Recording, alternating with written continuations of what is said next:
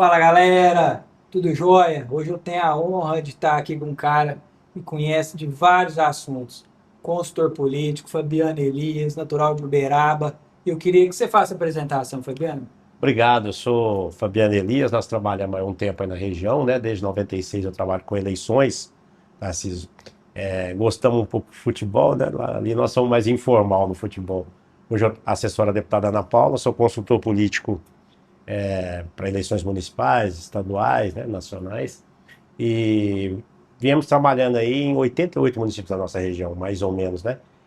O Triângulo Sul tem 27 cidades, Triângulo Norte 28, Alto Paranaíba e Noroeste completa aí as 88 cidades. Nós trabalhamos nessa vastidão tem um certo tempo, ajudando os companheiros, vislumbrando uma candidatura a prefeito aqui e ali, às vezes uma candidatura a vice não existe, é um momento, é uma conjuntura, né?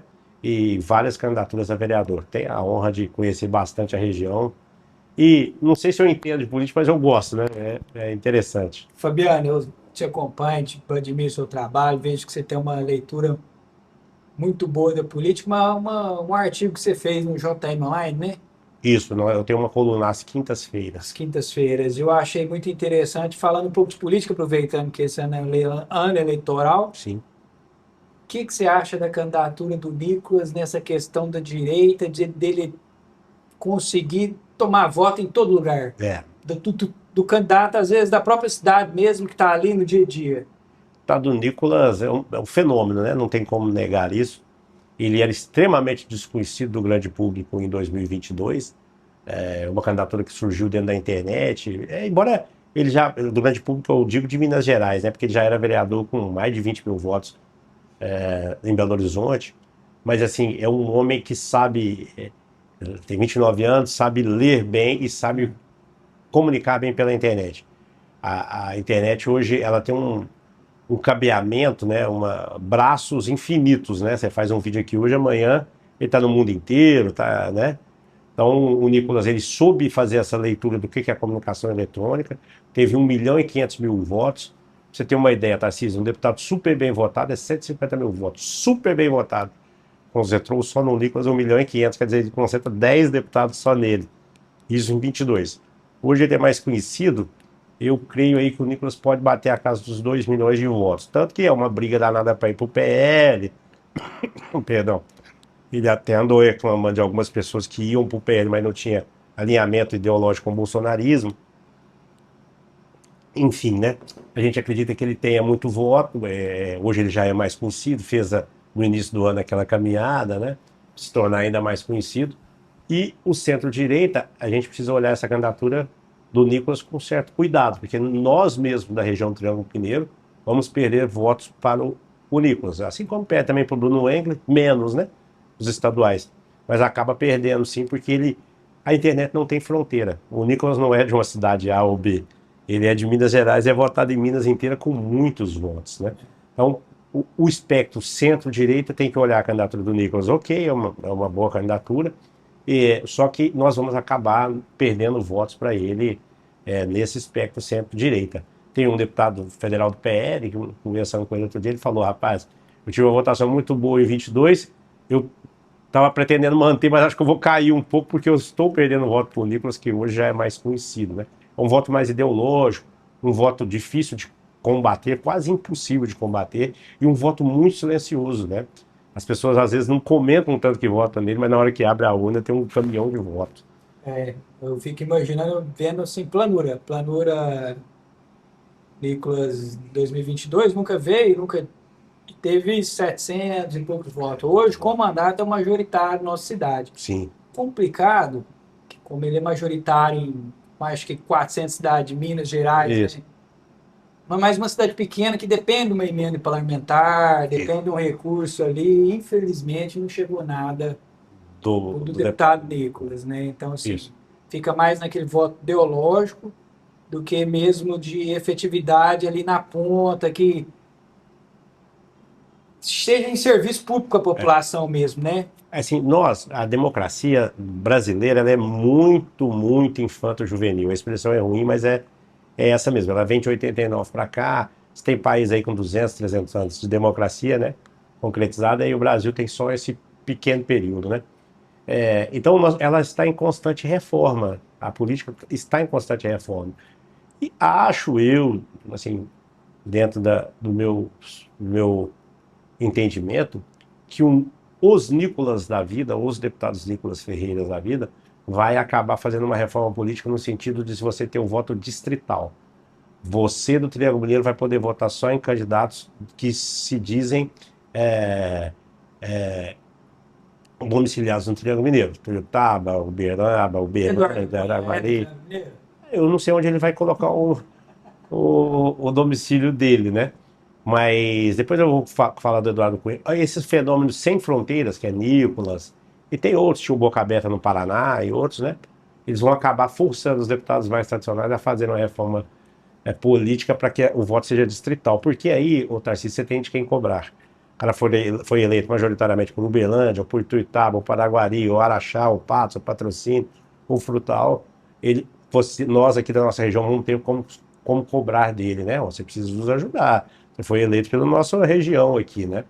Então, essa é uma reforma que eu acho que virá, naturalmente. Sobre o deputado Eduardo Cunha, ele está dizendo que vai se instalar em Uberaba, né? É democrático que ele se instale. Só que é bom lembrar que ele foi candidato por São Paulo em 2022 e obteve 5 mil, não chegou a 5.100 votos, a 5 mil e alguma coisa. Então, está se assim, vendendo como candidato, comprou, não sei se comprou, pegou a concessão de algumas rádios. Enfim, é da democracia. O deputado Eduardo Cunha, ex-presidente da Câmara, deve ser candidato aí, tirando seu domicílio do Rio de Janeiro, já pingou lá em São Paulo e agora está aqui em Minas Gerais. E olhando para a nossa região aqui, Triângulo, Alto Paranaíba aqui, o que você vislumbra dos candidatos aqui? Você acha que Uberaba consegue fazer um representante de Uberaba, Uberlândia, nossa região? Você acha que Eu vejo Uberaba com uma certa dificuldade. E vou dizer... Estadual e federal. Estadual e federal. Vejo Uberaba com uma certa dificuldade, mas torço de forma árdua para que consiga, porque é importante para a democracia. Não existe deputado municipal. Não existe. O que existe municipal é prefeito e vereador. Então a pessoa tem que jogar o laço longe, correr a região e correr os municípios. E neste sentido, Uberaba tem uma certa dificuldade. O que é a dificuldade? As eleições, Tarcísio, a gente estava conversando aqui antes do programa começar, elas são binárias. Existe a de 2026 e a de 2028. A gente sempre tem que vislumbrar as duas. Assim como existiu a de 22 e a de 24. Então existem vários projetos, né?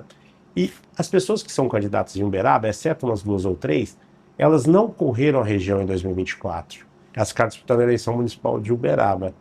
Entende? Então eles não tiveram construção. Eu, quando cheguei na deputada Ana Paula, ela tinha 2 prefeitos. Naturalmente, o marido dela, que é prefeito de Uberlândia, e o prefeito de Caxambu, apoiava. Então, tinha 2. Hoje ela tem mais de 12 prefeitos que ela tem. Não digo que apoia diretamente, vários apoiam diretamente, mas que ela tem entrada, que ela subiu no palanque deles em 2024, já vislumbrando a eleição dela de 2026. E para mais de 100 vereadores também que ela encampou, tal, mandou emendas, mandou fundo partidário quando o PP existia na cidade. Então ela fez essa construção. Aí só para exemplificar, vamos tirar um pouco da nossa região, vamos para um lado mais ali do Planalto de Araxá. Você é vereador em Uberaba e Uberlândia, você não trabalhou em 24 nessas regiões. Quando você chega agora em 26 para pedir um vereador de Tapira, Pratinha e BA para te apoiar, o que ele vai dizer? Eu gosto muito de você, acho seu projeto legal, mas eu tenho compromisso com o Bosco. Porque ele me ajudou aqui em 24, eu não posso ser ingrato com ele, né? Política não tem recibo e nem escritura, só tem gratidão e compromisso, né? Feito compromisso tem que cumprir. Você vai na região por Uberlândia ali, eu gosto muito de você e tal, mas eu já sou o Wellington Prado, Elismar, eu já sou a Ana Paula, já sou a Adelmo Leão, ou já sou o Leonídio, eu não sei qual é a dobra do Leonídio, enfim. Então, é isso, o Uberaba vai ter essa certa dificuldade, mas torço para que consiga, porque na massa encefálica de Minas Gerais, as pessoas que pensam política, Uberaba está sendo ridicularizada. Ao dizer, nossa, o que vocês fizeram a cidade de polo desse tamanho não ter nenhum deputado? É ruim isso para a cidade, né? Então tomara que eles consigam montar um bom projeto e consigam eleger alguém, tomara para a Câmara e tomara para a Assembleia. Seria importante, né? Seria importante. Para a democracia, a gente não pode ser egoísta, não existe deputado municipal, né? E falando assim da sua experiência, conta um pouco do início, assim, na sua trajetória ali, mais ou menos, como que a minha esposa fala muito isso e hoje eu estou convencido disso, que eu sou um vocacionado. O primeiro ato político que eu me lembro foi em 85, a votação de um colégio eleitoral, Maluf contra Tancredo. Eu me lembro a imagem, era eu sem camisa, molecote de tudo, né? Em 85 eu tinha uns 7 anos, acompanhando com meu avô, que não era ligado à política, mas estava interessado ali, porque tinha um mineiro na disputa, Tancredo, né? MDB, PMDB da época, né? Contra o Maluf, lá do Progressista de São Paulo, PPB se chamava lá. E o Tancredo acabou ganhando e tal, e a gente escutou num rádio preto daquele, a pilha, assim, usava 6 pilhas gigantes, assim.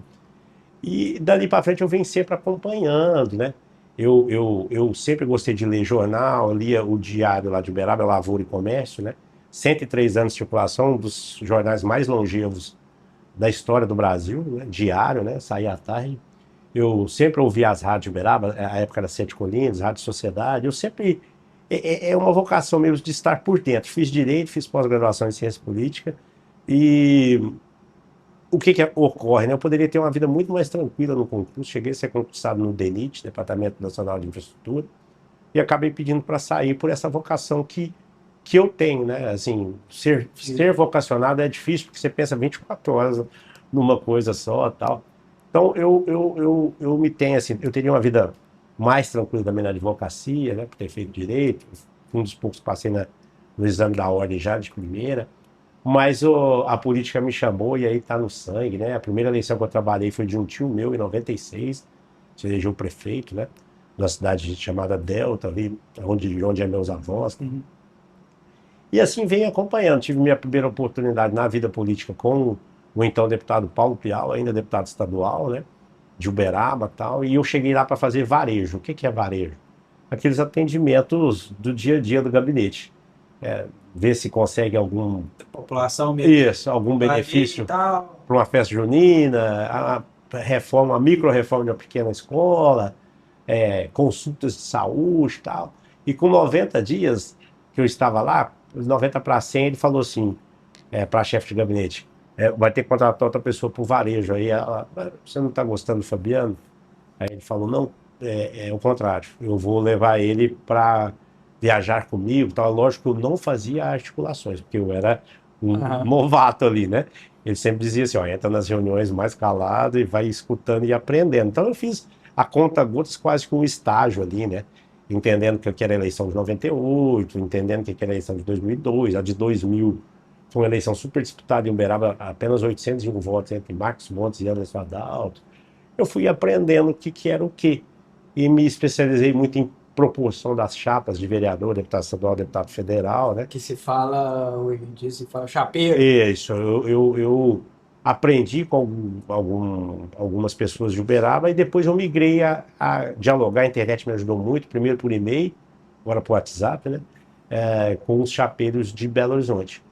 Então, um exemplo, assim, eu publiquei, está lá no meu Instagram, depois eu até pretendo republicar, em 2020, exceto o Nordeste, que eu não consigo, muito vasto e uma política muito diferente, eu acertei, exceto Cuiabá, porque a diferença também foi menos de 2%, né, em 2020, acertei todas as capitais do Brasil, isso, porque também eu tinha subsídios, isso é interessante falar. A pesquisa, muita gente contesta a pesquisa hoje, tal, mas a pesquisa ela é um plano de voo. O que é um plano de voo? Ninguém tem coragem de entrar no avião aqui hoje e até Porto Alegre sem plano de voo nenhum. Você passando em cima de Curitiba, você pega um vento de trave, faz o avião balançar, você bate com o bico no chão, lá morre todo mundo. Então o plano de voo, o que é a pesquisa? Quando você bate, Tarcísio tem 60%, Tarcísio tem 40%, isso a princípio não é tão importante. O importante é saber o que é o caldo, o que é o resumo que a população quer. Ela quer uma pessoa ligada à saúde e que tem um olhar extremamente voltado para a modernidade. Então, você tem que moldar o seu candidato dentro daquilo. A população, você tem marca de população, é a pior viagem. Vou dar um exemplo da eleição de 89. Tudo em 89, na eleição presidencial, tudo que era ligado à ditadura, à coisa antiga, era reprovado pela população. O Brizola era um excelente candidato, mas era ligado à coisa antiga. Né? O Ulisses foi candidato pelo PMDB, era um excelente candidato, mas era ligado às coisas mais antigas. Tanto que o jingle dele é vote, vote, um velhinho pode mais. Esse jingle é exterminador de votos. Porque as pessoas queriam modernidade. Quem ganha? Fernando Collor de Mello. Com aquele arqueiro. Jovem, Galã. arquétipo galã, assim, bonito, um homem bonito. Comunicação. Lutava judô, fazia Cooper, na época existia essa expressão, né? E ele tinha camisetas de frase de efeito. Vou dar um nocaute na inflação, o Brasil é comigo, tal. Então, até então, extremamente conhecido, posicionamento para modernidade. E o Caçador de Marajás, né? Porque tinha acabado de ter a Constituição de 88 e muita gente entrou, pelo 19 da DCT, entrou no poder público sem fazer concurso, né? Então, essas pessoas tinham fama de não trabalhar. Ele pega esse discurso e vai para cima e vence o Lula no segundo turno. Bacana. Em 16 de dezembro de 89. Aí ele toma posse em março, é a primeira vez que alguém não toma posse 1º de janeiro. Toma posse dia 15 de março, dia 16, ele declara o confisco. Coisa louca, né? Muita gente fala que ele foi meio que montado pela Globo, né? Não sei o quê, mas é porque ele se encaixava no que a população queria, né? Isso, e a Globo tinha muito medo do Silvio Santos. O Silvio Santos venceria aquela eleição, ele se filia ao partido, você sabe que tem um prazo que antecipa a eleição para a pessoa se filiar, ele se filia ao Partido Municipalista Brasileiro. E o Eduardo Cunha, nós citamos aqui minutos atrás, é quem acha uma irregularidade no Partido Municipalista Brasileiro e tira o Silvio Santos da disputa. O Collor oferece a ele um cargo, ele é economista, o Eduardo, né? O Collor oferece a ele um espaço na equipe econômica da Zélia, ele já percebe que vai dar errado, Eduardo Cunha. Você pode contestar ele, mas não a liderança dele, que ele percebe que vai dar errado e pede ao presidente Collor, então me dê a Telege, a empresa de telefonia do Rio de Janeiro. E ali ele vira deputado, porque um telefone custava um carro. E a partir do momento em que ele populariza o telefone, que começa a distribuir telefone para as prefeituras, com aqueles discos de saúde, né? Que hoje é o atendimento eletrônico, modernamente, ele se torna deputado, primeiro estadual e depois federalmente. A gente tem muita crítica ao modo do Eduardo Cunha, mas assim, uma coisa que não podemos negar, conhecer o ordenamento jurídico, o regimento interno da Câmara. Saber quais órgãos tem orçamento, tudo de cabeça ele sabe. Parece que é um cara que... Sim, ele tem conhecimento, né? Tanto que peitar um impeachment aí, peitou e saiu um impeachment. Sim, né? sim. O pessoal, ele... Conhece bem o regimento interno. Ele e o ex-deputado Antônio Carlos Magalhães Neto, ACM Neto, né? É um outro bom conhecedor do regimento interno, o que ajuda bastante, né? Você ter bom conhecimento do regimento interno, Sim. te ajuda muito quando você é um legislador, né? Mas mudando aqui um pouco de assunto aqui, que eu vejo você postando no Instagram, que você acompanha muito futebol. Muito. E eu fiquei espantado que você já colocava lá para 2020 falando do Rian, do Vasco e não sei o quê. Hoje você vê, foi vendido para fora, dando certo. Essa paixão sua pro futebol, assim, que você acompanha mesmo, desde campeonato de várzea, desde terceira divisão, de tudo? Eu gosto muito das divisões inferiores, a quinta, a quarta e a terceira do Paulista, acompanho. E parece loucura, né? Só que os atletas que estão lá hoje, em 2, 3 anos, eles vão estar na primeira do Brasileiro. Talvez até no Juventude, talvez no Curitiba, mas estão. E a gente, assim, você consegue vislumbrar. Tem até um atleta da região que eu fui numa peneira que ele passou, o Michael, zagueiro, que jogou no Cruzeiro, Vasco, São Paulo. Da nossa cidade. Isso, de Planalto. Ele fez o teste em 2005, eu estava lá no estádio Zama Marcial do RT, só que ele era volante. Ele passou, o Cruzeiro foi ver um outro atleta e acabou ficando com o Michael, né? Então, hoje parece estar no Curitiba, né? Eu acompanho base, é um gosto que eu tenho para acompanhar a base, e acompanho divisões inferiores, a terceira do Mineiro, a segunda do Goiano, a segunda do Capixaba, que é frágil, talvez tenha amadores até melhor do que a segunda deles lá. O Distrito Federal também tem um futebol que é pouco visto, mas tem pérolas ali que é preciso serem garimpadas, né? E é isso, e é interessante a minha paixão pelo futebol. Meu pai já acompanhava bastante, mas eu me ligo muito ao futebol numa novela chamada Vereda Tropical, que o Nuno Maia, acho que é isso, né? Ele era um atleta de um time amador lá e depois passa a jogar no Corinthians. Eu comecei a gostar de futebol vendo essa novela da Globo ali, né? É uma coisa até meio inusitada, né? Acho que eu nunca nem tinha contado muito isso. essa novela chamada Vereda Tropical, que me parece que é entre 84 e 85, né? Eu já tinha uns 6, 7 anos também. Então, é isso. E eu sempre acompanhei muito mais o futebol não visto do que o visto, né? Então, As bases as divisões inferiores. inferiores. Porque, vamos supor, o time do Mas você tem Cruzeiro. que ter um olhar ali para você tentar identificar algum jogador que seja diferente, né? Exato. Outro dia o Flamengo ganhou de 7-1 ou 7-0 do Madureira, né? É fácil você observar o time do Flamengo, que é um time milionário, tem 11 jogadores bons e mais uns 12 reservas muito bons, né? Que seriam titulares em qualquer time, só que no Flamengo são reservas. E do Madureira? Tem um volante lá que joga em qualquer time do Brasil. Não é porque perdeu de 7 que ele é ruim. Que é ruim, O né? grupo talvez não suportou o Flamengo. Chato. Mas ele é um baita de um jogador. Já achei um no Bangu também, Denilson, que agora está no Cuiabá. Falei outro dia do goleiro, um goleiro que está saindo da reserva do Bragantino indo para Portugal, né? Que será aí, em pouco tempo um atleta reconhecido em nível, inclusive, de futebol europeu. Então a gente acompanha, eu já vim acompanhando ele no Vasco desde o Sub-17, Lucão, o goleiro reserva nas Olimpíadas de 2022, né? Então é isso, eu gosto de acompanhar o futebol neste sentido. Mas é uma coisa meio que pessoal sua mesmo, nada como Mas assim, profissional. já ganhei algum dinheiro com isso, indicando Já? atletas para outros Já empresários. teve essa. Já. Eu já tive uma parceria com um empresário de Goiás chamado Léo, né? O Léo Bonecão, a empresa deles é a L2 Esportes. E nós achamos alguns jogadores. Depois você pesquisa aí, dá um Google. O Juninho hoje está no Goiás e é um ex-jogador afamado assim, do América Mineiro. Passou uma boa fase no América. Hoje é um atleta de 38 anos. Mas eu me lembro de em 2011 ir num jogo Aparecida, que é a Aparecida de Goiás, na terceira do Goiano, e Grêmio Anápolis, lá em Anápolis, estádio Jonas Duarte. E o camisa 8 do Aparecida era muito bom jogador, era esse Juninho.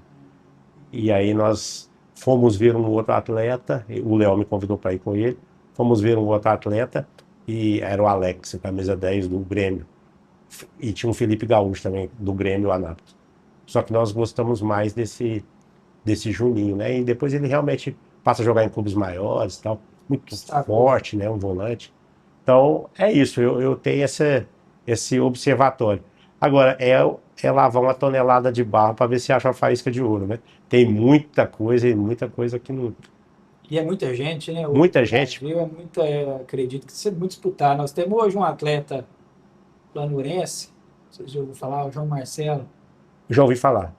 Jogou na base do Guarani, destacou na Copinha, subiu profissional no Paulista. Foi bem, fez um gol contra o Corinthians e tal. Foi para o Atlético Mineiro contratou, mas no Atlético Mineiro, como tem muito medalhão, Este é o problema. acabou que ele não teve tanta oportunidade ali de estar jogando, de demonstrar. Um jogador é o 9, alto, habilidoso, Faz gol. faz o pivô, faz gol, e agora ele foi para a Arábia. Não lembro o nome certo, o time que ele foi. O que acontece? Nós temos que analisar isso como caixa contábil, ativo e passivo. Então, um ativo muito importante no futebol, pouca gente dá importância, que é chamado minutagem. As pessoas me perguntam assim, meu sobrinho é muito bom de bola, onde eu levo ele para fazer teste? América, Atlético Paranaense, Fluminense ou Vasco. São os clubes que têm usado a base para Dá jogar. oportunidade. Isso. Porque O cara não tem custo muito não pra tem muito contratar. custo. Eles têm essa... O Londrina também tem feito esse trabalho. O cara que sobe pro profissional do Palmeiras, ele vai jogar onde? Vai Tem Flaco Pode Lopes, ser tem... machucar uns treinos Isso. ali, né? E mesmo assim ele tem que ser da confiança do treinador, senão ele improvisa um volante de meia, mas não põe o garoto. Porque bancar um garoto é difícil, estádio lotado, Palmeiras só tem craque. Como é que você vai, né? Entendi. Então a minutagem é importante. O presidente Londrina, me escapa o nome dele aqui agora, ele fala muito isso. O Londrina é feito pra. O cara surge no Bahia, não vai ter oportunidade. Tem 21 anos, ele vai ser emprestado. O Londrina vai lá, Bahia, se quiser me emprestar para ele ganhar minutagem, o que é minutagem? Para ele jogar o Campeonato Paranaense, para ele ganhar casca, né? Para ele ganhar experiência, nós temos interesse de ficar com o atleta. Eles pegaram um jogador do Botafogo de Ribeirão, um zagueiro, um dos melhores zagueiros hoje, abaixo de 21 anos no Brasil. 0,800. Botafogo de Ribeirão terminou a copinha, não aproveitou o garoto, eles, vaf, levar para hoje um atleta de, não sei, 4, 5 milhões de dólares. Tranquilamente. Tranquilamente. Então, a minutagem é importante. Esse garoto, ele está precisando jogar. Talvez a Arábia não seja o melhor das vitrines, tal, vai ganhar dinheiro, mas não seja a melhor das vitrines. Talvez o lugar dele seria no Londrina, talvez no Goiás, Atlético Goianiense, para poder pegar uma rodagem e jogar, né?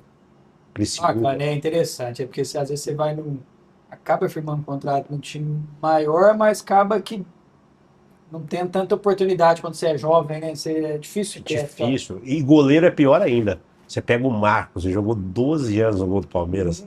não Quantos sai, né? meninos morreram ali Passaram bons esperando, ali, né? esperando a oportunidade? Verdade. O Rogério Ceni jogou quase, acho que 18, quase 15, de 15 a 18 anos no gol de São Paulo.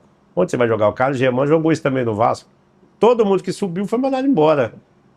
E às vezes quantos? E aí ele vai para um Uberlândia da vida, ele vai para o Londrina da vida e não vai bem, a carreira dele acabou. Ele não tem para onde ir, já tem 22 anos, Falando Uberaba Sport. É que tá. não vão disputar o modo 2 agora, né? Começa em maio, me parece. Quem tá administrando o Uberaba É Sport? o Rodrigão, né? Rodrigo Alcino. Ele tem uma loja de varejo grande em Uberaba e ele é ligado ao Eduardo Cunha. O Eduardo tá lá no Ah, Uberaba Esporte junto lá. também tem. Isso. Trouxe até um diretor de futebol, o Nélio, ex-jogador do Flamengo, é o diretor de É futebol. verdade. Vi essa reportagem, o Nélio. Jogou em 90, mas jogou em Isso, eu sou 90, conselheiro lá, 90. estou ajudando com o meu grão de areia, que é possível, né? Você acha que o Uberaba tá em qual? Série do Segunda, Mineiro? segunda do Mineiro, módulo Segunda do 2. Mineiro, módulo 2. Berlândia tá O no Uberlândia está na primeira. E na série D do brasileiro. brasileiro. D de dado, né? Quarta divisão do brasileiro e primeira do mineiro. É, hoje o esporte também. O futebol, para você manter numa divisão, é caro também, né? O O custo. Campeonato Mineiro do módulo 2 para subir é R$ 1 milhão. Quanto? R$ 1 milhão em Então, 5 meses. você Disputar para subir. disputar, Para subir. para subir. Não, disputar, você pode até disputar com 350 mil, 400, mas a chance de cair é grande. Para você Porque ter. o jogador mais cascudo, você precisa dele. Ele ganha 15, 16, 20. É o cascudo que é o cara que dá Ah, conta, né? Então, temos vários aí em Minas, né? Temos o Léo Salina, que já disputou vários. PH, que estava no Betim. Ingro. Tem vários atletas que são específicos de divisões inferiores do Mineiro.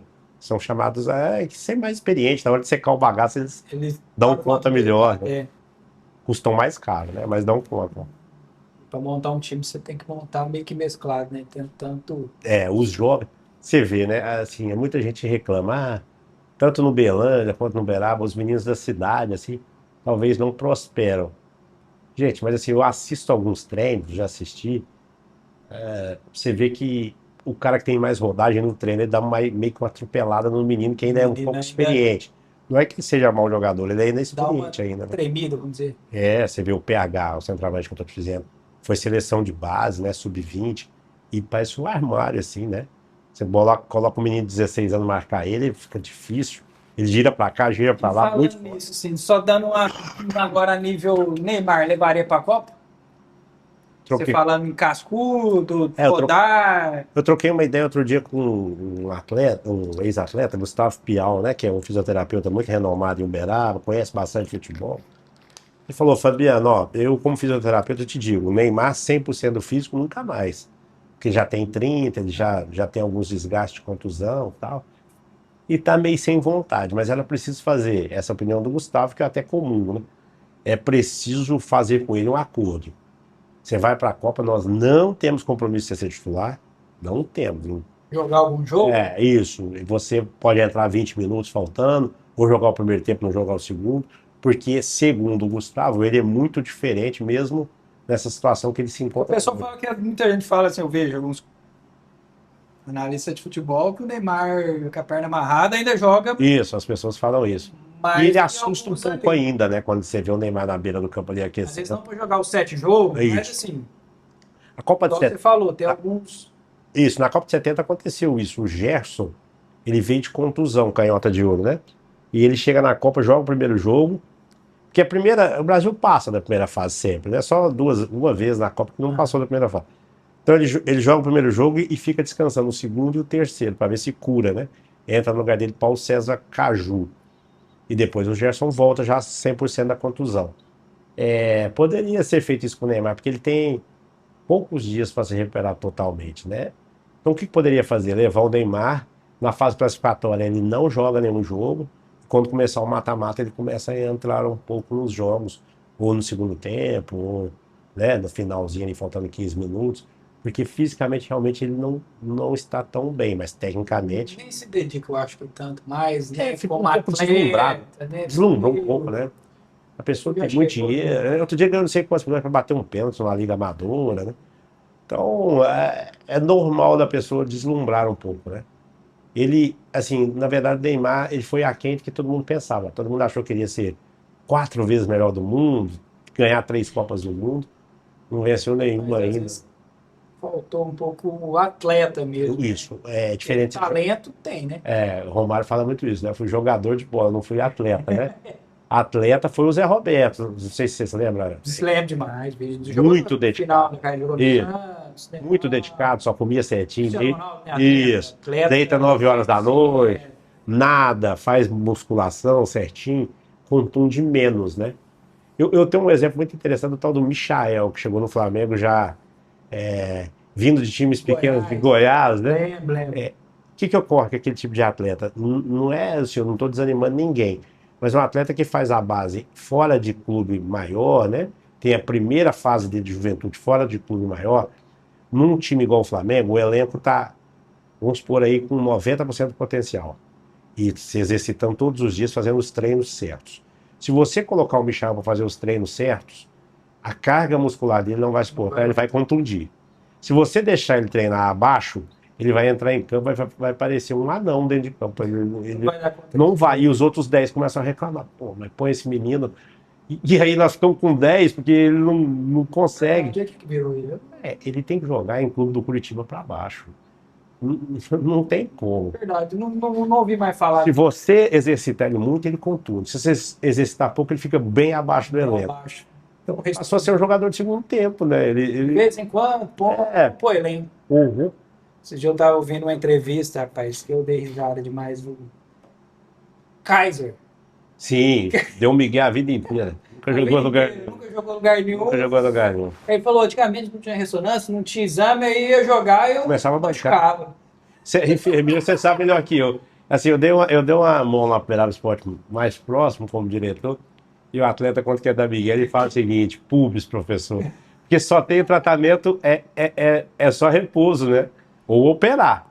Então, ele fica fora. Porque não tem como, tá? Se você coloca ele em campo, ele começa a mancar. Falar que tá doendo. Tá doendo não, é do meio da cintura, aqui embaixo do saco escrotal. Você vai continuar? Ele rompe alguma coisa aí, fica pior ainda pro clube. Acaba. Então o atleta, quando quer dar migué, ele... Rapaz, eu vi a entrevista dele e eu falei, rapaz, esse foi herói mesmo. Ele jogou fora do país, jogou, não sei. Sem fazer quase nenhum jogo. Sem fazer nada, não jogou nunca. Nunca jogou. Ele falou assim, ó, eu não era bom, mas eu tinha pinta de craque. E cabelão, né? Ele olhava pra mim, perna e tal. Fortão. Tem um caso interessante do Ney. Foi até campeão em 2001 com o Atlético Paranaense. Um zagueiro surgiu no São Paulo. Era Ney Bordon. A zaga de São Paulo, eu lembro. de Ribeirão Preto. Estava forte. O Ney gostava muito da noite, né? E no Atlético Paranaense, o Carpegiani levou ele pra lá e falou: Ney, é a sua última oportunidade. Se você joga aqui. E um dia ele chega no CT do Caju. Rapaz, chegou 6 horas da manhã, virado, o treino era às 8. Não tem jeito de eu treinar, gente. Fiquei a noite inteira, boate, festa, né? Moças bonitas. Eu vou falar que tá doendo meu joelho. Beleza, aí chegou o Carpegiani, professor, meu joelho tá doendo, bom, né? Então vai pro DM, você não vai treinar agora de manhã. Chegou lá, começou a massagem, logo ele dormiu, né? Lógico, né? O cara ressaqueado, começa a mexer na perna dele, massageando. Ele dormiu, ele levantou da maca, né? É 11 horas da manhã, tinha dormido pra caramba, aquele cheiro de álcool, né? Ele desce da maca e sai andando e ele pensou, vou ter que mancar, né? Falei que tava doendo. Ele levanta, sai mancando, o massagista virou, Ney, o joelho que tá doendo é o direito. Aí começou a mancar da perna errada. Jogador, são muito jovens, né? São cheios de migués aí. Quando quer, quando não quer, nada faz ir, né? Às vezes não tinha tantas oportunidades, mas não, vai ter aquela... Abre demais o horizonte, né? Acaba que ele não dá conta, às vezes, né? Não consegue controlar, né? Acaba que ele fala assim... A família é importante estar próxima dele. De base, né? A pessoa... Outro dia, coincidentemente, foi um atleta paranaense. Um colega me pediu um goleiro sub-17. Falou assim, ó, Fabiano, bem explicado, ele não vai jogar. Ele vem para ser o terceiro goleiro. Tem algum que você conhece? Sub-17. Então, rodada aí, achei um em Araxá. E aí, cara, arrumei lá para os garotos, as passagens e tal. Uma pergunta importante do diretor de base. Como que é a família? Eu nunca tinha ouvido isso.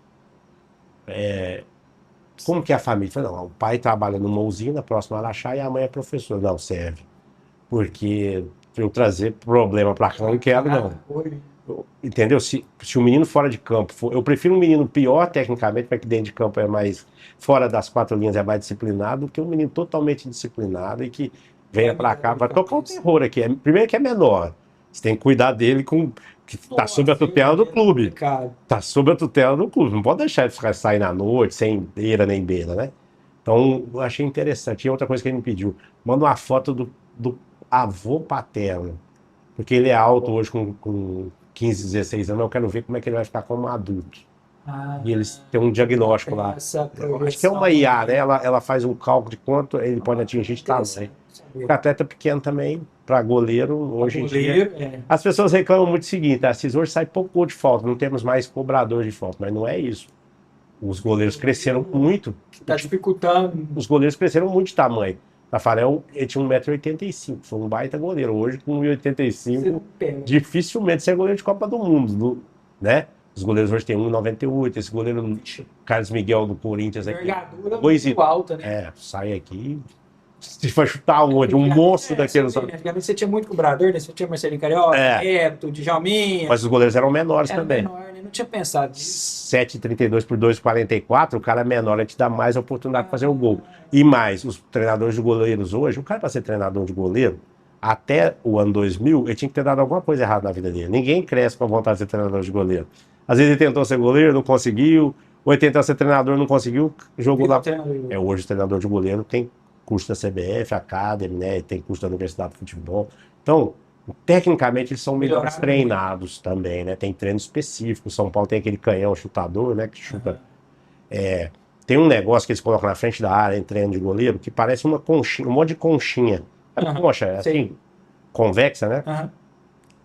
Coloca na área inteira. Pra quê? Pra treinar reflexo do goleiro. O treinador de goleiro chuta ela pro cara. Então, os goleiros vão melhorando também. Bastante a técnica. A técnica, eles. Além de altos, hoje eles são bem treinados. Seria que não tem batedor, é porque o goleiro melhorou muito. E a televisão e a internet ajudou no movimento, porque o goleiro de planura, hoje, ele consegue ver os goleiros europeus. O garoto que é goleiro em planura, ele consegue ver os goleiros europeus. Eu até comentei outro dia com a minha esposa, eu fui numa pequena peneira do Corinthians, tem uns 5 anos em Buritizal, ali no interior de São Paulo, e um menino de 11 anos, tava o jogo rolando, eu assistindo assim, direção do Corinthians dentro do campo, direção de baixo, e eu na tela assistindo, um menino de 11 anos, um catatalzinho assim, pequeno, ele dominou a bola, levou a mão no rosto do jogador que veio marcar ele. Isso aí é televisão, internet. Ele viu alguém fazer, ele não tem experiência para fazer aquilo. Ele fez igual o Rincon, fez igual o Pogba. Que já dá aquela... Isso. Opa, você não vai tomar minha bola, não, estou protegendo aqui. Entendeu? Então a internet também ajudou um pouco. Ajudou sim, porque as pessoas veem, né? Ninguém via campeonato grego, ninguém via campeonato argentino. Hoje, esse streamer que chama, né?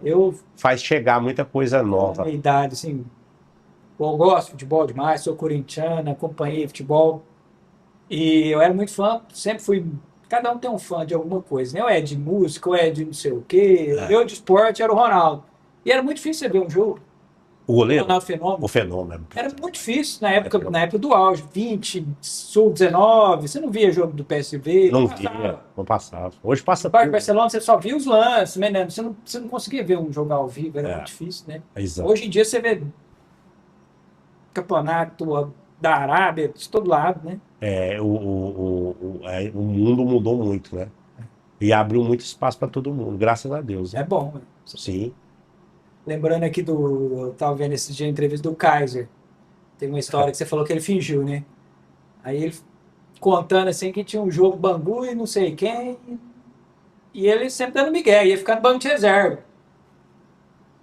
Aí tinha combinado com o treinador, já ia ficar no banco e tal, e saiu na noitada, e chegou lá naquele sono, né, e o treinador recebe uma mensagem, um telefonema, parece, não lembro, rádio, acho que era rádio, na Rádio, época, né? rádio. Aqui. Rodrigo Castro, que era o bicheiro, né, era dono Ah, do o Bangu. dono do Bangu. É o. Nossa, Tem até a minissérie agora sim. na E tem Netflix lá, que é até o Castor, porteiro. Castor de Andrade. Castor de Tem até os Andrade. times do Castor aqui e Isso, algumas camisas do Bangu. Castor de Andrade. Também de Falando escola de assim, ó, samba, bichinho. dono de escola de samba, e tem a Netflix agora, Sim, a minissérie, né, que é jogo do poder. vale, Conta um pouquinho a história. vale o escrito e tem a própria dele, Castor. É, aí falou, ó, põe o Kaiser. Aí o treinador chega no Kaiser, ó, Kaiser, vai Jogar. entrar. O patrão mandou. Aí ele falou, mas de combinado que eu ia ficar no banco, falou, entre você e eu, vai você. Aí ele vai para o aquecimento, e ele aquecendo, né, ele falando lá, aquecendo e tal. A torcida adversária começa a falar um negócio lá, ele, quer saber, já pulou em cima da torcida e começou a brigar. Rumou uma briga lá e Jogou tal, foi nada. expulso. Jogou nada. Kaiser é uma piada, né, cara? Aí depois do jogo lá, entrando Castor de Andrade. Ele e uma galera. E antigamente o cara entrava com a arma, né? Entrava. Entrava com a arma, né? Aí, Castor é meio gangster, assim. isso aí, Kaiser chegou no Castor, ó, professor. Eu sei que eu errei, mas a hora que eu vi ofendendo sua honra, Eu não consigo sua honra, eu tive que ir lá me enganar brigar. e E brigar. se tiver de novo, brigo de Se novo. tiver para defender sua honra, eu vou brigar de novo. Comprei de novo, hein? Aí o Castor de Andrade olhou pro outro cara que era o diretor do clube e falou: ó, aumenta o contrato dele 6 meses. Esse, esse Kaiser realmente ele é terrível, né? Era herói. Mas voltando aqui agora um pouco para política Sim. agora. Muita gente fala de polarização e tal, mas você não acha que de certa forma, às vezes a gente está no início de um amadurecimento? Essa polarização não foi boa, que as pessoas acabam se interessando mais por política, acompanhando mais por Sim. política, que nós vamos passar por é um período complicado, mas é um período de amadurecimento político do país. Sim, assim, eu falei, né? A democracia ela está sempre em construção. Ela é muito jovem nessa nossa democracia, né? E o bolsonarismo, o Bolsonaro, a pessoa do Jair Messias Bolsonaro, querendo alguns ou não, ela deu voz a um polo que até então estava esquecido que era a direita, né? O PSDB era social-democrata, disputava contra o PT, que é uma esquerda hoje moderada, né? Mas já foi mais radical lá na década de 80, né? Então, ele deu voz à chamada direita, né? O Bolsonaro e o bolsonarismo. E as pessoas realmente, via internet até, é, começaram a acompanhar mais. É lógico que nesse entremeio todo tem fake news dos dois lados, tem coisas absurdas dos dois lados, tal. Mas realmente as pessoas passaram a acompanhar mais, Tarcísio. E o efeito que dá são campanhas silenciosas, que no final ganha a eleição de surpresas as pessoas, né? Principalmente na proporcional, né? Garotos que saem aí só com a internet da vida e que se elegem vereadores de cidades grandes, se elegem deputados estaduais, federais. É, muito por essa informação que ele faz chegar. O WhatsApp a forma de linha de comunicação mais usada pelos brasileiros, né? Quem sabe se comunicar pelo WhatsApp aí em vendas, em pedidos de votos, está muito bem. O YouTube já é uma rede social mais voltada para mais conteúdo, tanto que você tem que assistir lá 2, 3 horas, né? E o WhatsApp é uma forma de comunicar mais rápida. O Twitter é muito ligado aos próprios jornalistas, né? Eu sou um jornalista famoso, se eu fosse, né? Fabiano, aí todo mundo ficava olhando meu X lá para saber o que eu ia publicar. O presidente dos Estados Unidos não se comunica muito por esse X, né? Então as coisas mudaram muito. O Facebook é mais popular, né? O Instagram é uma rede interessante, ele não gosta muito de política. A política mesmo, arraigada. Menos, né? Ele entrega menos. Mas se você fizer não é enganar o algoritmo, mas se você fizer uma estratégia que faz chegar o seu material, é uma rede super frequentada também pelos brasileiros, né? Por isso, muitas vezes que tem até deputados da nossa região, deputadas, que às vezes falam mais de coisa pessoal no Instagram do que coisa política, né? Porque a política, ela é muito árida, né? Ela é muito dura, assim, a comunicação só política, né? E as pessoas às vezes entram ali numa festa de aniversário da filha dela, ou mostrando a piscina da casa dela, ou fotos com animais, cachorros, os pets, né? E com crianças e tal, então engaja melhor. A gente tem que saber ler cada uma das redes sociais. Mas o público está de olho sim no que está acontecendo. Para além de distribuir emendas hoje, o parlamentar também precisa se posicionar dentro de um dos dois espectros. Ciro Gomes Em não cima do quis muro fazer isso, não ganha, né? Ciro Gomes não quis fazer isso e foi moído, né? Embora todo mundo saiba o potencial do Ciro, o pensamento econômico dele, o cara que estudou em Harvard, foi o governador mais jovem do Brasil, prefeito de Fortaleza, que a nossa realidade não parece ser nada, mas é a quinta maior cidade do país, e fez boas gestões em todos esses lugares, foi ministro da economia FHC. do, do Itamar Franco, na época do Real, né? Uhum. Na migração ali para o Real. Então, uma pessoa preparada, mas não quis entender você precisa tomar atitude onde é que você está, para poder agradar o seu flanco ali, tribo é a palavra ruim, né? Mas a sua camada, o seu grupo político, né? O seu campo político, e poder merecer votos Você dessa acha turma. assim que não tem como, como na vida, na política, não tem como agradar todo mundo, né? Você tem que ter Posicionamento. posicionamento e Eu vejo muito isso na eleição de 2 turnos de município. O Ricardo Nunes, em São Paulo, ele sabia que o Boulos tinha só a esquerda. Então, logo, ele já sabia que o terceiro e quarto colocado, aquela votação migraria para ele. E é isso que ele faz, né? Ele vai no primeiro turno, só com a esperança de ir no segundo turno. E tem que ter uma habilidade danada, porque você não pode bater no terceiro e quarto colocado, que serão seus companheiros do segundo turno. E eles vão querer bater em você para poder ir bater para o para segundo turno. Você tem que receber aquele soco ali, aquele murro eleitoral, saber amortecer. saber amortecer. Até um caso do meu hoje chefe, o Adelmo. Disputa a eleição de 2004, prefeito de Uberlândia. Ele fica em primeiro, no primeiro turno. O João Bittar, que era centro, né, centro-direita, fica em segundo. E o Gilmar Machado em terceiro. E o Leonídio, me parece que em quarto. Não, perdão, o Zaire em quarto e o Leonídio em quinto. O Adelmo sabia que a turma que votava no Zaire, votava no Gilmar, votava no Leonídio, votava no Zaire, Via com viria com ele. ele. Ele tinha que conquistar um pedaço, pelo menos, da turma do Gilmar. E o João Bittar, no último debate, erra feio e no debate ele ataca o Gilmar Machado, falando da questão de, Gilmar, acho que ele era relator. Era relator ou fazia parte de alguma comissão? Você tem que explicar para o público de Uberlândia que você é a favor da jogatina, você é ligado a não sei quem do cassino, perdeu a eleição ali.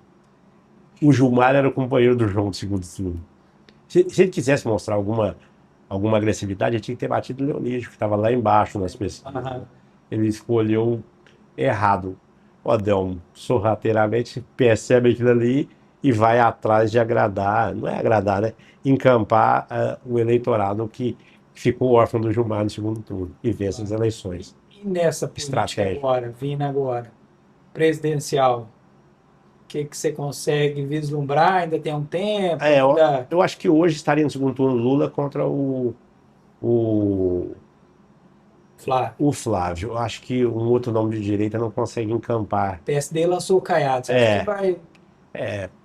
Eu acho que o Caiado hoje teria condições de ficar em terceiro. Uma votação até mais difícil, né? De chegar aos 20% aí. Hoje tem 41 a 41, né?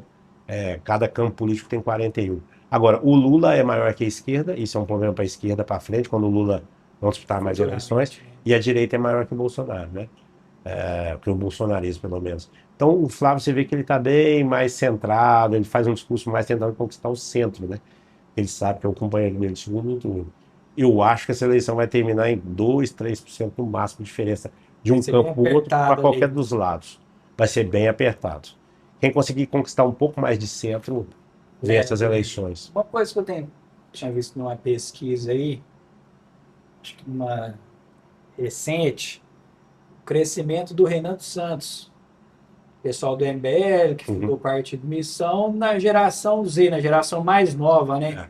Que é a geração que acompanha a internet, que tá, ele tem crescido nessa faixa etária ali. Tem horror a CLT, não gosta de horário fixo para trabalho, prefere ser Uber do que trabalhar em outro lugar, não é mais nenhum dos dois trabalhos, são trabalhos dignos, né? Mas essa geração tem uma característica interessante. Eles não são ligados à CLT, eles acham que os pais trabalharam a vida inteira, muitos deles não se aposentaram ainda, e ainda alguns têm uma dificuldade de ficar pedindo remédio em prefeitura. Então eles viram o que aconteceu com o pai e quer um pouco mais de liberdade econômica. Tanto que o Lula não fala mais em regulamentar aplicativos, você já viu? Para não desagradar esta fatia que a pesquisa já mostrou que está sendo conquistada pela omissão. O Boulos tinha falado da questão de criar uma taxa, na questão do iFood, até mudou de ideia, Mudou de sumiu, ideia. mudou, parou. A pesquisa aponta, né? É o que eu te falei lá atrás, a pesquisa é plano de voo. Eu não posso falar disso porque isso desagrada esta camada da população. Uma eleição disputada ali, É o detalhe que faz o ganhar. detalhe ali é quem errar mesmo, vamos dizer assim. É igual final de Copa do Mundo. Quem erra menos ganha, né? Você tem a oportunidade de fazer um gol, tem que fazer, porque não vai aparecer outra oportunidade. É uma oportunidade para cada lado. Quem faz 1-0 dificilmente leva um gol de empate, né? Eu acho interessante que eles falam assuntos que às vezes é bem polêmico mesmo, assim, esse município aqui gastar tanto com show Não fora tem nem... O próprio deputado que é japonês lá fala muito isso, né? Não tem saneamento básico, mas traz um show de 500 mil, 800 mil, né? Eles vão na veia mesmo, né? O papel do Missão é esse, totalmente inovador e tal, e focando sempre nessa geração mais jovem. Tarcísio, é interessante, a pesquisa mudou a metodologia por causa dessa geração, porque eles têm tendência às vezes de não ir votar, não comparecer, só justificar depois. Eles têm uma outra tendência também, que é entrar na campanha só nos últimos 20 dias finais. Por isso que o Zema, do nada, ele sobe de uma vez. A Elisa também, o Uberaba em 2020, ela subiu de uma vez. Os últimos dias ali. Isso, e como eles são muito eletrônicos, eles começam a compartilhar muita coisa rápida, e o candidato X, que até então não aparecia com vantagem... Chega lá na frente. Isso. Felipe Nunes mudou a metodologia da Quest, mudou a metodologia por isso. Por isso. Qual a quantidade deles que vão votar, tem um teto a pesquisa hoje tem um teto e um subteto, que às vezes eu declaro voto no Tarcísio, mas não compareço no dia da votação. Isso pode fazer errar, né? Então eles têm um teto, subteto, uma proporcionalidade lá interessante. Você é Tarcísio, mas você vai votar? Entendeu? Eles fazem essa segunda pergunta dentro do questionário. E a outra questão é essa que eu falei, né? A metodologia mudou um pouco, porque nos últimos 20 dias eles entram de uma vez na campanha. A Elisa saiu do nada para 42%, o Zema, né? Saiu do nada para 42% dos votos. A Elisa saiu do nada para 38%. E 30 dias antes ela tinha 15%. Ela sobe muito rápido por essa turma mais jovem que compartilha as coisas mais rápido e fala de eleição só nos últimos 20 dias, né? Que é igual, às vezes, sai uma eleição, sai uma pesquisa 6, 7 meses antes da eleição. Só serve para um plano de voo, né? Só, vamos dizer, quantitativa, né? Porque o ideal seria a quali, né? A quali é importantíssima para traçar discurso, né? Se a população quer salada, não adianta oferecer frango assado, ela quer salada. Se a população quer um exemplo assim, tá difícil financiar casa hoje, né? Então o programa habitacional é importante. Se eles mostrarem, a pesquisa mostrar, você tem que fazer discurso, né, sobre isso. Hoje, eu acho que a eleição nacional será pautada basicamente por 3 temas. Primeiro, sua vida melhorou ou piorou a partir de 23? Essa pergunta é bem econômica, né? Sua vida melhorou ou piorou? É importante para a eleição. A segunda é segurança pública. Nós estamos numa endemia de insegurança, de sensação de insegurança. São Paulo tem muito roubo de celular, tem muitos homicídios, feminicídios, né? É uma pauta importante para a eleição nacional. E a terceira é transporte público. Trabalhar 8 horas por dia, tá? Assim, ficando dentro de um ônibus, 2 horas para ir, 2 horas para voltar. Jaboatão dos Guararapes, Recife, a diarista ela perde 4 horas por dia. E ela chega na casa dela 8 horas da noite, e aí ela ainda tem que torcer para casa estar lá, né? Se ela não foi assaltada, roubaram todas as coisas dela.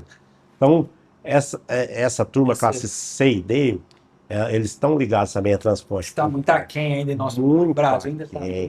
É triste, por exemplo, não estou criticando o PT, mas é triste você ver que tem algumas obras da Copa 2014 que ainda não teve nada. Obras de infraestruturas importantes. e fez alguns estádios aí, vamos dizer, uns elefantes brancos Isso, aí, que para não. agradar a federação, para agradar a FIFA, e acabou não terminando. Monotrilhos importantes, né? BRTs importantes. Hoje, nós ainda temos carro, moramos numa cidade mediana para menor, mas a pessoa que está na região metropolitana, Contagem, Betim, é temerário sair para Olha, trabalhar. eu tive uma experiência que tive a oportunidade de viajar para fora, conhecer alguns países ali da Europa, Escandinávia, eu fui descendo a Europa ali, transporte público ali. Olha, eu fiquei. Aí eu vi que nós estamos nota zero, menos, nós estamos negativo. É triste Porque isso. ali a quantidade de ônibus é sequência toda hora, tanto ônibus, metrô. Eles É. têm um outro lá que passa no meio da rua Um ali, trenzinho, um né? trenzinho que você vai de um lugar para o outro em todas as capitais. Tanto tive em Oslo, Copenhague, Berlim. Então você anda com o metrô, com transporte público, quer dizer, você anda a cidade inteirinha praticamente, com um custo muito baixo. Sim. Aqui no país a gente A vê logística. lotação, vê uma dificuldade, você fala isso, eu olhei aquilo lá, eu falei, caraca, Não, é importante. Transporte público de qualidade é importante. Nós temos muitas cidades de região metropolitana, né? O brasileiro mora geralmente a 600 quilômetros da praia, porque nós fomos colonizados assim, né? uhum. Do Atlântico para cá. Então, a maior parte dos brasileiros moram a 600 quilômetros da praia. Tanto que as capitais nordestinas, as maiores, são muito habitadas. São Paulo é muito habitado, Rio de Janeiro é muito habitado. Até aqui no meio de Minas Gerais. O norte, por exemplo, 3 com A, Amazônia, estados, né? Amazonas, Amapá e Acre. Rondônia e Roraima, 2 com R, depois Tocantins e Pará. Só tem habitante no Pará e no Amazonas. O resto, Roraima, Rondônia é pouco habitado ainda, né? Muito pouco habitado. Talvez seja mais importante você ganhar a eleição em Campinas do que em Roraima, no Amapá. eu vi Tanto que candidato a presidente quase não vai nesses lugares. Até outro dia, Palmas não tinha segundo turno, que não tinha 200 mil eleitores. Capital do Tocantins. Falta gente, né? e o complicado dessa questão, às vezes, não sei, né, futuramente, Roraima ter 3 senadores, São Paulo ter Minas ter 3 senadores. Três. É porque o Senado é a representação dos estados. Então, com qualquer número de eleitores, por exemplo, o Jucá, me lembro de uma eleição que ele se elegeu com 70 mil votos de senador, Senador. e, e o Anderson Adalto ganhou a prefeitura de Uberaba com 106 mil votos, né? Meio que É desproporcional, né? desproporcional. Mas é a representação dos É, estados, né? é, Tem os 26 mais o DF, cada um tem 3, né?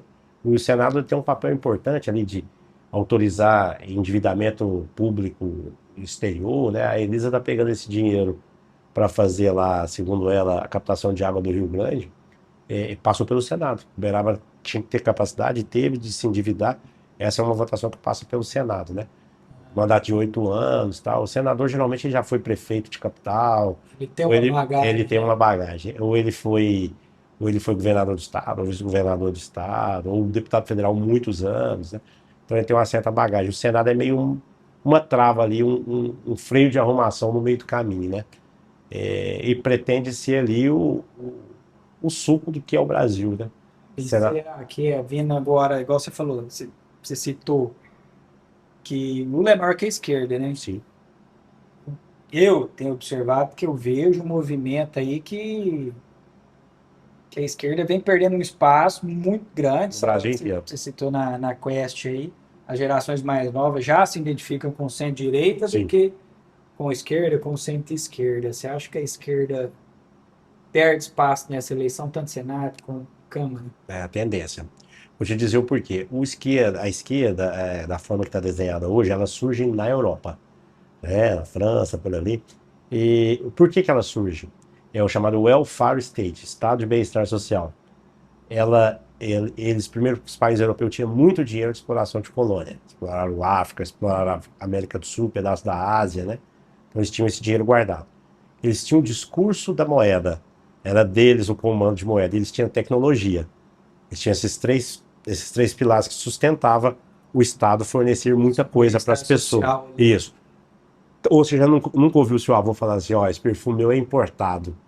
Porque ele era um perfume francês, ele era um perfume espanhol. Então eles detinham essa tecnologia. Os carros eram o quê? Chevrolet, Volks, tudo, Fiat, tudo europeu. A tecnologia era toda europeia. Hoje você tem vários Hyundai no Brasil, tudo asiática, né? Samsung, televisão, ar-condicionado, tudo asiático. Então eles perderam um pouco de tecnologia, um pouco muito, né? Eles já não têm tanto dinheiro mais de exploração de colônia e eles perderam o discurso do dinheiro. Eles não comandam mais tanto dinheiro no europeu, né?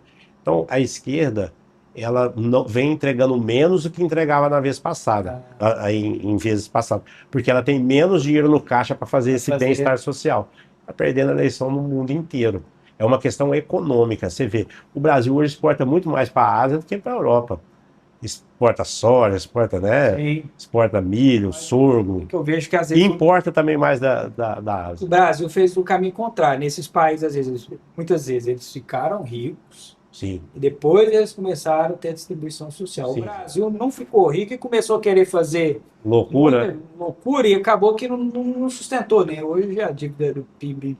O Brasil ele pegou muito dinheiro emprestado numa industrialização por substituição. Quantas enxadas precisa do Brasil? Precisa de 2 milhões de enxadas no Brasil inteiro. Isso na década lá de 60, 70. Então ele começou a fazer pequenas fábricas de enxada aqui com dinheiro emprestado do exterior.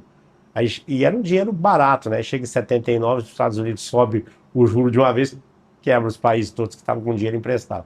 Então, nós tivemos um histórico difícil, tivemos crise da borracha, crise do café. Hoje nós não temos tecnologia para quase nada totalmente brasileira, né? Você vê, a Coreia tem o Hyundai, tem a Samsung. Qual carro que é nacional nosso? Nenhum. Nós temos polos de tecnologia, que é a Petrobras, é um bom polo de tecnologia. Nós temos a Embrapa, um bom polo de tecnologia, mas precisava ter mais. É o que às vezes me deixa indignada, tipo assim, falar assim, qual que é o maior programa do governo que está há 20 anos tomando conta? Um Vale Gás. Nós precisávamos industrializar esse país, isso é verdade. Eu entendo, tipo, assim... Até hoje está precisando um Vale Gás. Você é da área e eu vou te falar aqui. Nós importamos ainda 85% da química fina, que é a química que faz remédio, inclusive oncológico. Não é possível que nós, num país desse tamanho, a quinta maior nação do mundo, não consegue fazer. Muitos deles estão com patente quebrada. Nós não conseguimos fazer por falta de tecnologia mesmo, né? Então, parece que a média, eu vou afirmar aqui, mas eu não sei exatamente se é esse número, mas é próximo. 1,1% do PIB é investido só em ciência e tecnologia, é muito pouco, né? Precisávamos ter aí uns 5, 6% do PIB, crescendo para 10% em ciência e tecnologia, para a gente poder servir melhor o nosso povo, né? Mas importar química fina, importar carvão. Isso mas não dá para fazer carvão, aí fica difícil demais, né? Seria... Porque, às vezes, tudo isso não depende, às vezes, só da iniciativa. Precisa da iniciativa política. Política precisa. Então, você precisa baratear o custo Brasil, você precisa facilitar, porque o que é a ciência? Tentativa é erro. Eu vou tentar uma soja que é resistente à ferrugem asiática. Aí o Fabiano tenta em 2001, não dá certo. Ele tenta em 2002, não dá certo. Chega em 2003, o meu experimento é barrado porque acabou o dinheiro da ciência e tecnologia, acabou o dinheiro da pesquisa. Isso é um dó, entendeu? Eu cheguei perto de conseguir uma semente. Estou dando um exemplo pequeno, mas poderia ser também uma vacina contra a dengue, que só tem em país tropical, e nós não conseguimos ainda desenvolver, pelo menos com tanta segurança como gostaríamos. Então, a ciência ela tem que ter o facilitador público, porque ela é tentativa e erro. Eu comecei minha pesquisa em 2001, de repente ela vai ficar pronta só em 2016. Há que se aplaudir a insistência dos cientistas, né? Mas é preciso o Estado financiar e facilitar, né? Investir. Investimento, né? Ali, porque parar uma pesquisa no meio do caminho, trigo do Cerrado, ele precisa de mais dinheiro. Nós poderíamos ter trigo aqui na nossa região inteira, ainda não temos. Com volume nós não temos. Precisava nós termos uma variável do trigo que fosse plantado no para quê? Para beneficiar os fazendeiros? Não, para ter emprego e renda. Nós temos a indústria do pão maior, mais barata, chegando mais barata.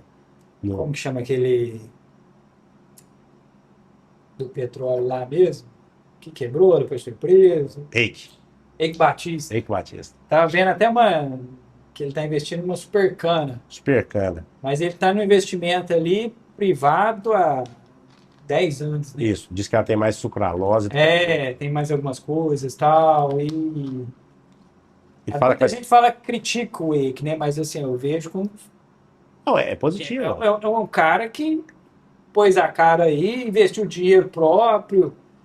E às vezes o que aconteceu na empresa dele lá, que quebrou, muitas vezes tem vezes ouvi falar questões que é porque mudaram a regra do leilão do Do, pré-sal do na pré-sal. hora ali, e ele acabou ficando com os piores, Ficou né? com os piores postos. Com os piores postos. Então, assim, acaba que nosso país às vezes é contra quem quer investir na ciência e É, tecnologia ou na inovação. isso. E é preciso nós nos libertarmos disso. Felizmente ou infelizmente, nós temos ONGs internacionais que vêm aqui só fazer esse discurso de que Contra. contra a produção. Só que, ô Tarcísio, é isso, nós precisamos nos libertar porque os países europeus e outros também querem nos dominar ainda, sabe? Eles fazem um discurso. Um exemplo, WWF é super preocupada com o centro-oeste brasileiro. Soja, sorgo, milho, proteína animal. Não preocupa em nos ajudar a despoluir o Tietê.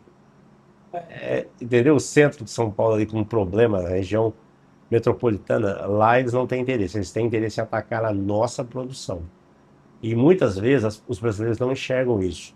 Há dinheiro vindo do exterior tentando financiar a não produtividade brasileira. Brasileira. Isso. Porque nós lá fora somos concorrentes deles em Sim, tudo, né? eu tive viajando, como te falei, e tive na Noruega. A Noruega explora o petróleo no mar, de Sim. mais diversas maneiras, e aqui nós não conseguimos explorar, agora Não que conseguimos descobriu ali autorizar a no nosso pesquisa. país, né? É. Miséria. Agora que deu o primeiro toque lá para desenvolver a pesquisa, como é que estão os poços e tal.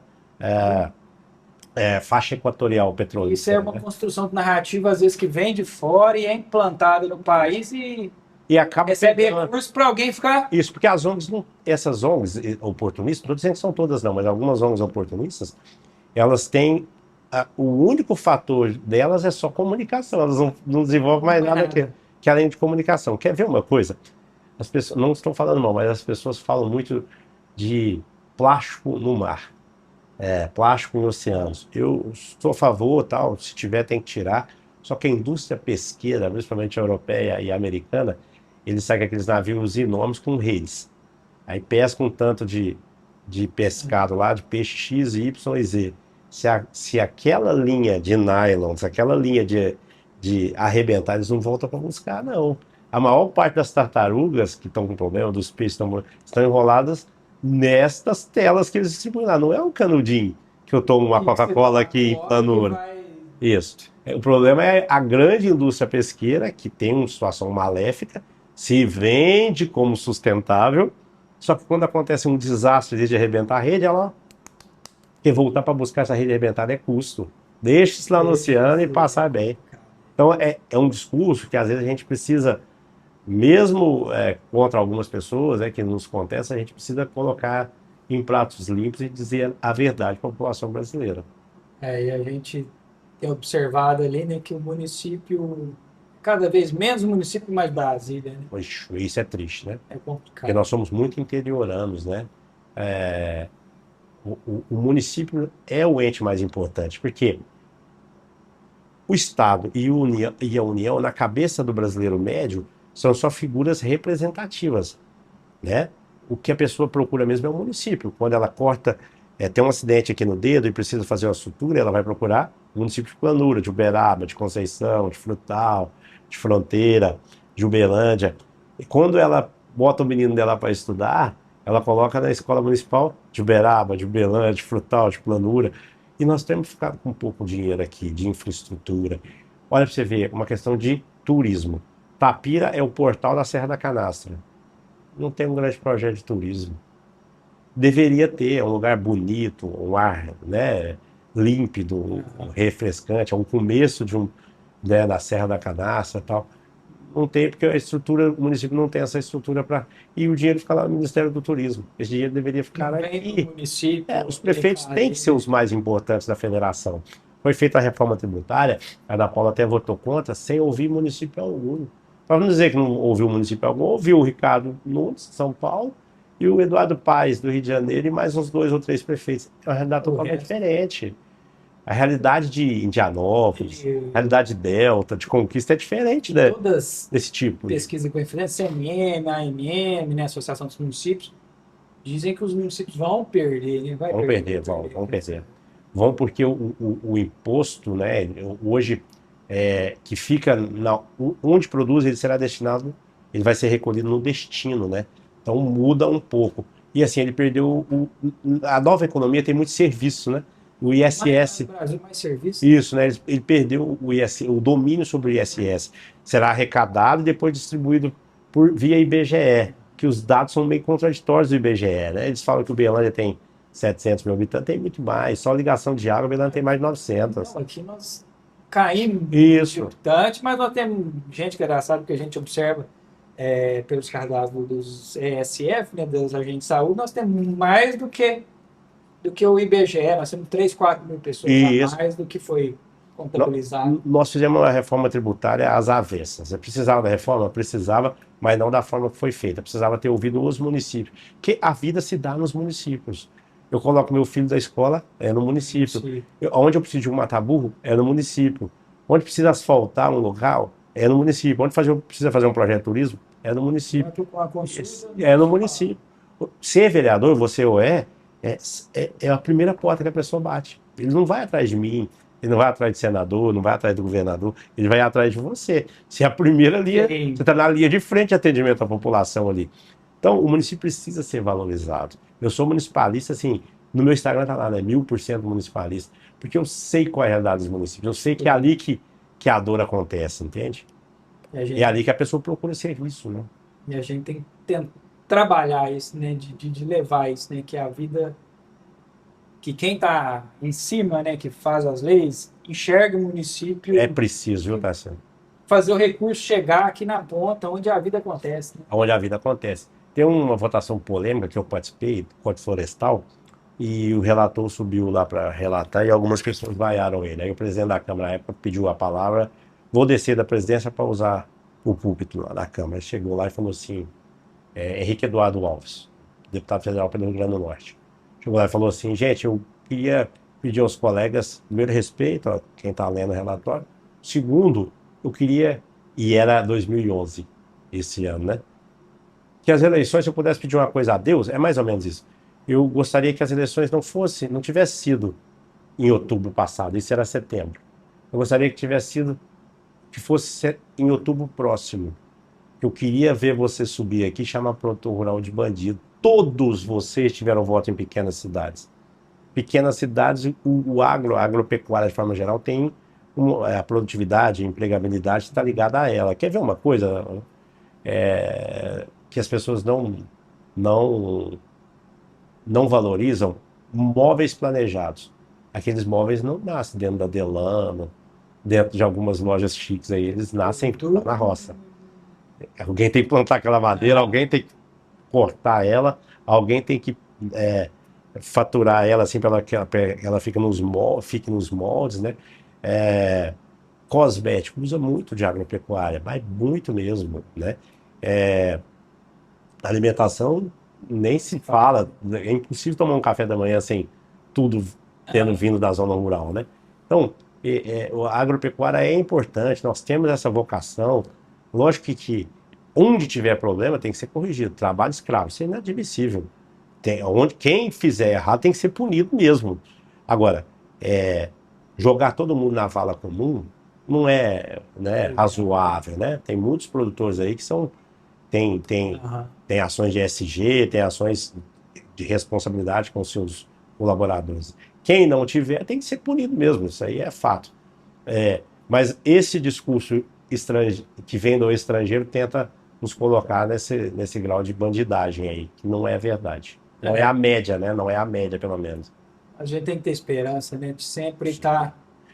Estar na vida pública, estar em luta diária, né? E na construção sempre, né? Que às vezes eu vi uma frase, até não é meu espectro político, mas acho que ele vem frutal aqui, o Alexandre Calil, ele disse, a gente nunca pode matar a esperança do homem, porque se é um homem sem esperança, ele é um homem morto. Morto. Então a gente Serve tem para mais nada. sempre que trazer a esperança de uma positividade, né? E construir e lutar todos os dias, né? Sim. Construir e lutar todos os dias. Você vê, um exemplo que eu vou dar aqui, José Serra. Um dia ele quis que as pessoas não fumassem em lugar fechado. Quando ele solta esse regramento, vira um problema danado, mas depois, hoje tá tudo dentro do Normal, script, né? as pessoas já, Normalizado. né, até essa geração mais jovem nem gosta de cigarro. Então, é um visionário. Pode concordar com o espectro político dele? Pode discordar? Pode. Mas foi importante. Quando ele quebra a patente e traz os genéricos para que mais remédios cheguem a mais pessoas. Importante, corajoso. Né? Itamar Franco, importante, corajoso, fazer o plano real. Todo mundo diz, pode dar errado, Itamar. Não, mas tem uma esperança de dar certo. Vamos tentar, porque ruim já tá. Ruim já tá. Inflação de sei lá quantos % ao mês. Vamos tentar. Eu acho que ele não fez o chute. Vieram muitos técnicos econômicos, é assim, assim, assim. Plantaram o RV, vai devagarinho até chegar, acho que 2,80, chegou a 2,80. Naquele dia foi implantado o plano real. Corajoso. É importante ter pessoas, às vezes, corajosas, né? Corajoso. Se tem chance de dar certo. Combater o que tá errado, não querer ficar só no populismo. Isso, a técnica tá me falando que dá certo, vou tentar, vamos tentar. O ruim já tá. Ruim. Vou continuar ruim, vou tentar, né, melhorar. Mas, Fabiano, agora vamos para chegar um fim, que você deixar uma mensagem aí pro nosso iCast, o I de Mineiro. Então, assim, uma mensagem. O que você quer falar? Gente, o Ampuleta falando aqui. Eu queria deixar aqui um abraço para a audiência do nosso vereador Tarcísio, para a nossa planura, para a nossa região do Triângulo Mineiro. Deixar um abraço para a nossa deputada Ana Paula Leão, né?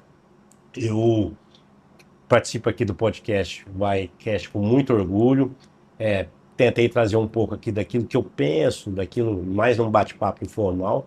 E vejo que instrumentos como estes são de suma importância para que o interior possa falar.